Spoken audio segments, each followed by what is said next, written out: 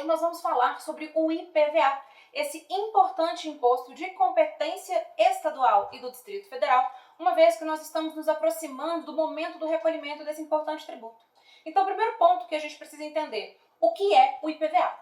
O IPVA, ele é um imposto que vai ser cobrado sempre que você for proprietário de um veículo automotor terrestre, ou seja, sempre que você tiver um carro, uma moto e afins. Perceba que eu estou falando aqui de um veículo automotor. O que isso significa? O veículo tem que ter propulsão própria, por exemplo, o motor, no caso dos carros. Uma bicicleta, portanto, não poderá ser tributada pelo IPVA porque ela não tem propulsão própria, o motor dela são as suas pernas. E precisa necessariamente ser um veículo automotor terrestre, ou seja, que trafegue pela via terrestre. Essa é a razão pela qual o IPVA não incide em aeronaves ou embarcações. Então, trata-se de um imposto que vai ser devido toda vez que você tiver um carro, uma moto, um caminhão, um veículo automotor terrestre. Para onde esse valor de IPVA tem que ser pago, Lilian? Para o estado onde você tem residência ou domicílio. Quem te diz isso de forma mais precisa é o Código de Trânsito Brasileiro. Lá no CTB está escrito que você precisa licenciar o seu veículo naquele determinado estado federativo em que você tem residência ou domicílio. O IPVA, gente, é um imposto que tem bastante guerra fiscal. O que significa dizer isso? Que os estados brigam entre si para ver quem vai arrecadar mais IPVA. É isso que a gente chama de guerra fiscal no direito tributário. Um estado brigando com o outro e aquilo vai, em última instância, prejudicar a federação. Veja bem um caso que aconteceu e que foi inclusive julgado no Conselho de Contribuintes do Estado de Minas Gerais, quando eu estava na terceira Câmara do Conselho de Contribuintes. Uma senhora tinha a sua residência e domicílio no estado de Minas Gerais, mas ela preferiu registrar o seu veículo no estado de Goiás, porque o filho dela ali residia. E ela então registrou esse veículo em Goiás e realizou o pagamento do IPVA todos os anos para o estado de Goiás.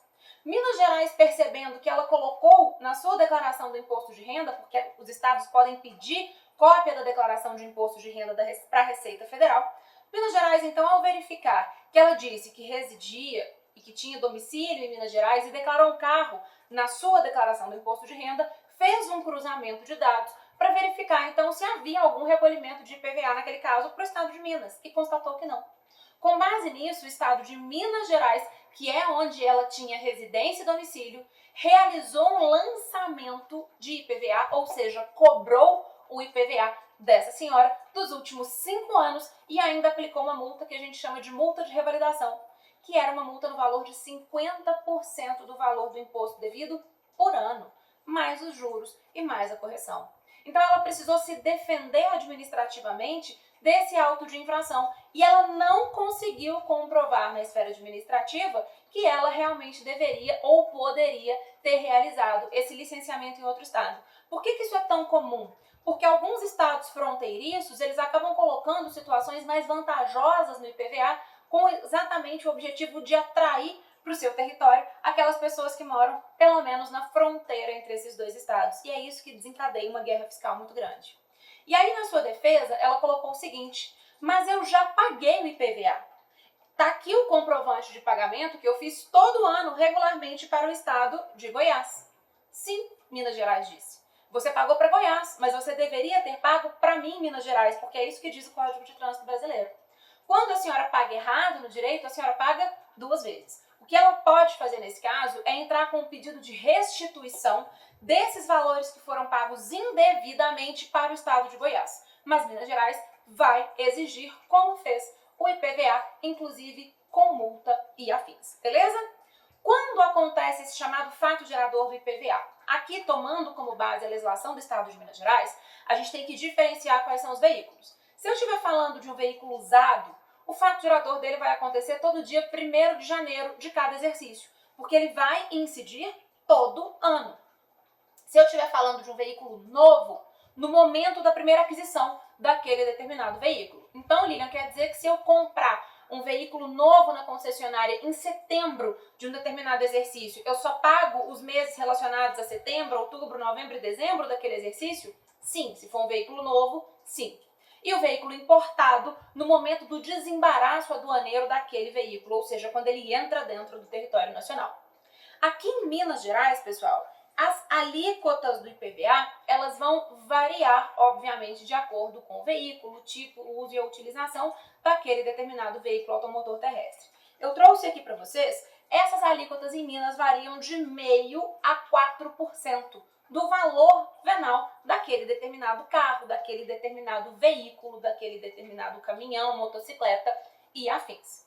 Aqui em Minas, ele vai poder ser pago em uma parcela única, com desconto de 3%, ou então em até 3 parcelas sucessivas, sendo a primeira em janeiro, segunda em fevereiro, terceira em março, ok? Só que a parcela mínima tem que ser no valor mínimo de R$50. Então, a menor parcela que se admite aqui no estado de Minas Gerais é a de R$50. Tranquilo, pessoal? Bom, um outro ponto também importante da gente salientar aqui é a respeito do vencimento desse IPVA. Quando vence o meu IPVA, Lilian? Vai depender do escalonamento da placa. Trouxe aqui para vocês também como funciona na legislação do estado de Minas Gerais o seguinte: se a sua placa terminar no final 1 ou 2 para o exercício de 2021, ela vai vencer no dia 18 de janeiro, parcela única, ou em 3 vezes 18 de janeiro, 18 de fevereiro, 18 de março. Se ela terminar com o final 3 e 4, nos dias 19 desses respectivos meses, ou na parcela única em janeiro.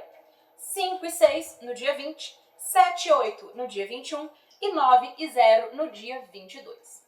Existe também a taxa de licenciamento desse veículo, só que a taxa de licenciamento você vai pagar lá no dia 31/3 de 2021.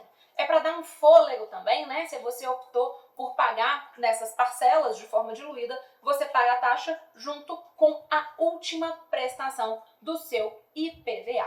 Tranquilo, pessoal? As legislações dos estados, elas vão trazer, obviamente, as características do IPVA de cada um dos estados e do Distrito Federal. Aqui, eu repito, eu estou pegando como base a legislação do estado de Minas Gerais. E aí existem algumas situações bastante interessantes que dizem respeito ao IPVA, como, por exemplo, alguns casos de isenção de IPVA.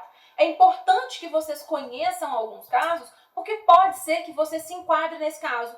Por exemplo, o estado de Minas Gerais, ele determina que se o seu veículo tiver sido furtado ou roubado, você pode sim ficar isento do IPVA desde o momento em que seu veículo foi furtado até a efetiva recuperação dele, ou se você não recuperar esse caso, você tem esse carro, né, esse veículo, você tem que fazer o procedimento de baixa desse veículo no Detran. E aí, enquanto isso acontecer, enquanto isso perdurar, você pode requerer a isenção do seu IPVA. Lilian, como que eu faço isso? Você vai entrar no site da Secretaria do Estado da Fazenda de Minas Gerais, Cefaz MG, e vai então colocar lá IPVA e vai seguir o passo a passo, todos os formulários que existem ali para que você possa fazer o seu requerimento, seja de isenção, seja para ver reconhecido uma determinada imunidade do IPVA.